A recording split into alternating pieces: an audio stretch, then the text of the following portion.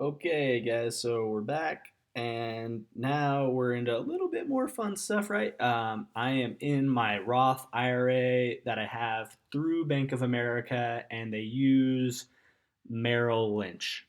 Okay, and sometimes I still haven't figured out exactly where one ends and one begins, but they're Merrill Edge, EDGE, and Lynch are separate.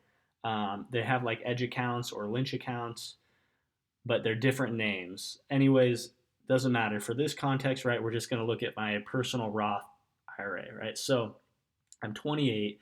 I think I've been maxing this guy out. Remember, we're here now, right? Here's my traditional or Roth IRA, right? So I've maxed out my 401k each year. Now I'm in my traditional IRA or Roth IRA, right? So I can put 6 grand in each year, which makes sense. I got about 26 grand in here. Market took a beating, right? So I think I had like 35 grand, and I probably lost at least a fourth of it.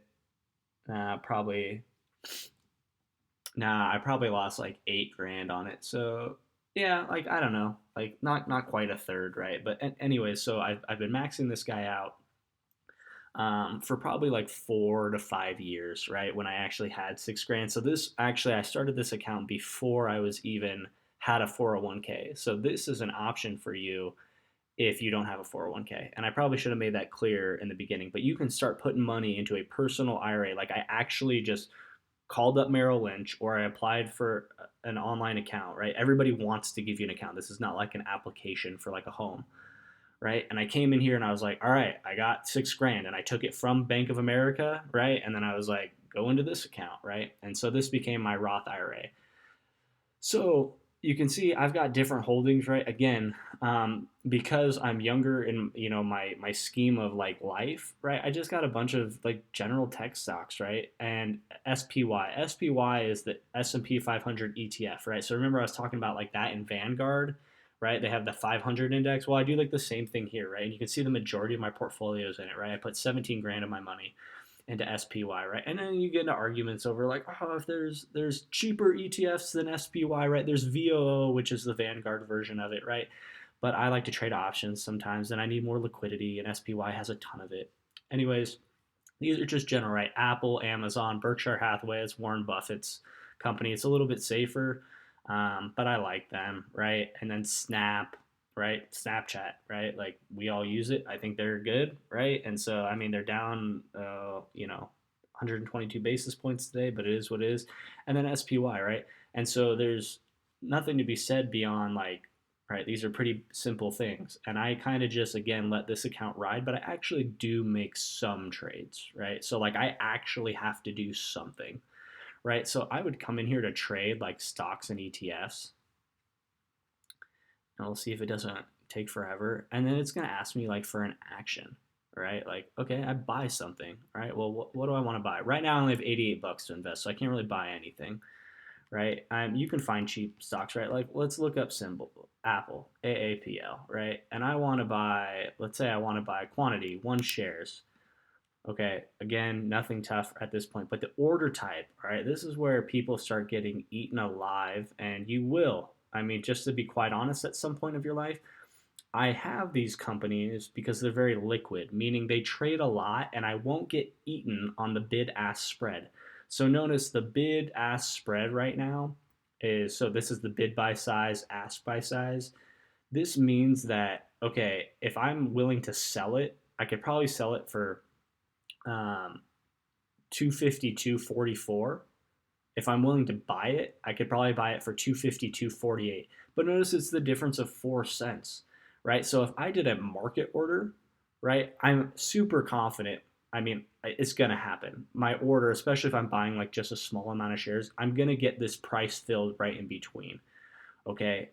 Now, a lot of people are like, why don't we buy penny stocks, right? They're risky or whatever. The bid ask spread gets so wide with penny stocks because there's not a lot of volume that the bid ask could be something like $1 to $5. And if you click market order, it's whatever is on the exchange order book, you'll get filled at that price and you could get screwed. Like, look at my face. I've been screwed before on a wide bid ask because I didn't research it enough and I just thought, just buy a market order, right? So again, if you're just buying big companies that everybody knows, you won't get screwed on this. You can buy a market order and you could buy a share, right? This duration is in day, um, meaning I could buy it today, right? Typically, you can do like good till cancel. That's GTC. There's other things. There's stop quotes. Limit orders are safer. Okay, so if I want to do a buy limit order, I would do limit and then notice there's a price. This is a price I'm comfortable paying. It might not execute. So the market order always executes. The limit order is a number that I can guarantee will be that or better. So let's say I was like, oh, I want to buy it for 252.44. Like that's what I'm comfortable at. Right? I can expect myself to if I clicked right, okay, so there's duration and there's good till cancel GTC. You'll see it on other websites, right?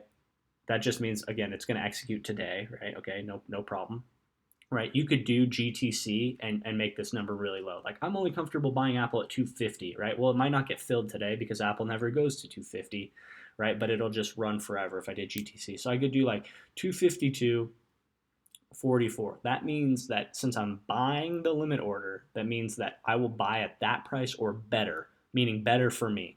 So if right now Apple was actually 251, it would fill at basically a market order at 251 if this price was actually like 251.